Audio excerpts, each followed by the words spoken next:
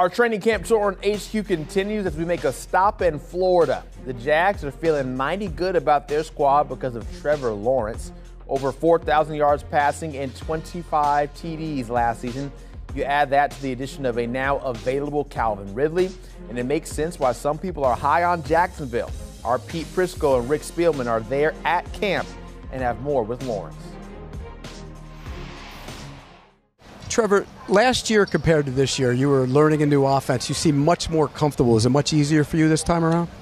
Yeah, just the comfort level is a lot higher, obviously, and the confidence and just the chemistry I've built with our guys is definitely way more than it was this time last year. We were learning a new system, playing with a bunch of new players. You know, we were getting a feel for each other, and now we kind of are past that, and we're just trying to really perfect our system and, you know, whatever the call is and just trying to get to the best situation possible. So it's been good, and our defense is doing a great job giving us every different look you could imagine. So it's been a really good back and forth the past few days.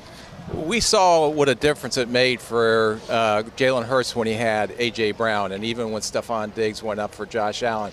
Can you talk about Calvin Ridley and what an impact he could have on this offense?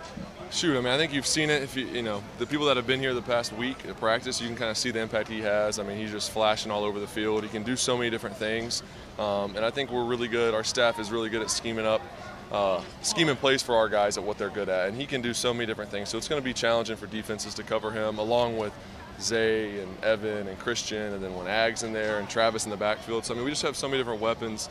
It's going to be tougher, and just to add another guy like that outside, that just makes it even harder. So I'm excited.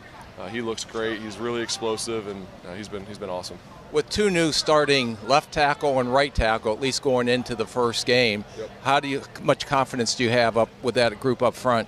I got a lot of confidence. You know, that group is really good. They've I mean, ever since last year, we've gelled really well together. And Walker, of course, he hasn't started to begin this season yet, but he started a lot of games, and I've played with him a lot of games behind him at left tackle. So I'm comfortable with him. He's a great player. Don't worry about that at all. And then Anton obviously is a rookie, and there's going to be some challenges, but I mean, he looks great so far. He's picking up our system. Getting to work with those guys up front, they really help him out, and they communicate really well. And he's going to get better and better every day. You already see it during camp, so I don't have any concerns. You know, we don't play for a few more weeks or a month or whatever it is, and we got some time. So I'm excited just to see him grow and get better each week, because I know he's going to be a great player. Justin Herbert just got a new deal. Joe Burrow's going to get one. Yours is probably coming up next year. Do you keep an eye on that landscape?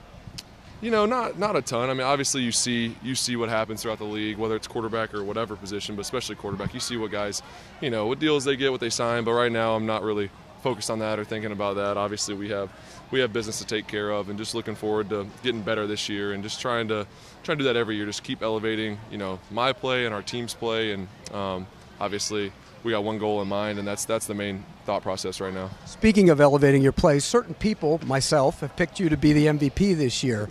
When you hear those expectations, how do you handle those?